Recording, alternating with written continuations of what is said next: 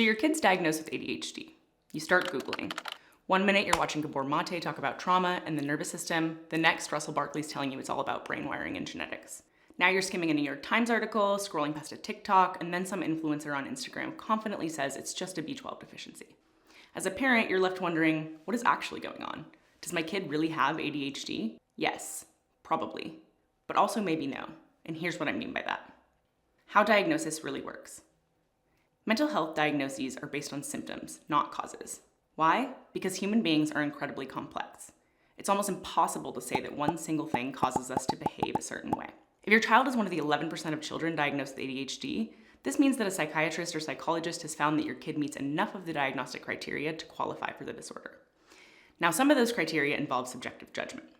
But for the sake of argument, let's say your child very clearly has all the symptoms. So when you ask, does my kid really have ADHD? Well, do they show the symptoms? Because then technically the answer is yes. But that's not really the question most parents are asking. What they often really are asking is this an innate, unchangeable disposition that my child just has to live with its own strengths and weaknesses?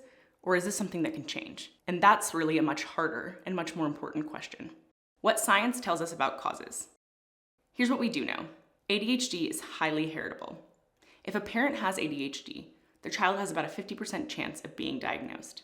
Twin studies show that if one identical twin has ADHD, the other usually does too, even when raised in different environments.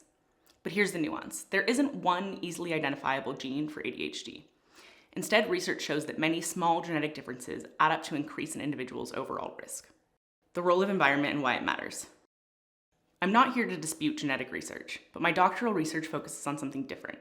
It's about early relationships and how they shape attention. Let me give you an example. My friend Megan has a rescue dog, Wilbur. Wilbur has separation anxiety. The second Megan reaches for her keys, he goes into full panic mode, pacing, whining, tearing up the rug, barking, total meltdown. But as soon as she picks him up, he settles almost instantly. Humans aren't that different. When we feel anxious or disconnected, it's almost impossible to focus. When we feel safe and connected, our nervous system settles. And when that happens, our attention improves. The hidden environmental stressors that worsen ADHD. Even a neurotypical brain struggles to focus in a stressful environment. So when a child already has vulnerabilities, genetic or otherwise, those stressors can really stack up. Under 8 hours of sleep per night can lead to a 2 times increase in ADHD-like symptoms. Just 2 hours of screen time per day at ages 2 to 3 predicts a 7.7 times higher risk of attention problems by age 5. Kids who get too little physical activity are twice as likely to struggle with focus and self-regulation. So, can it change? If your child has ADHD, I'm not here to discourage medication. It can be life-changing for many kids. But I am here to encourage you to take a holistic look.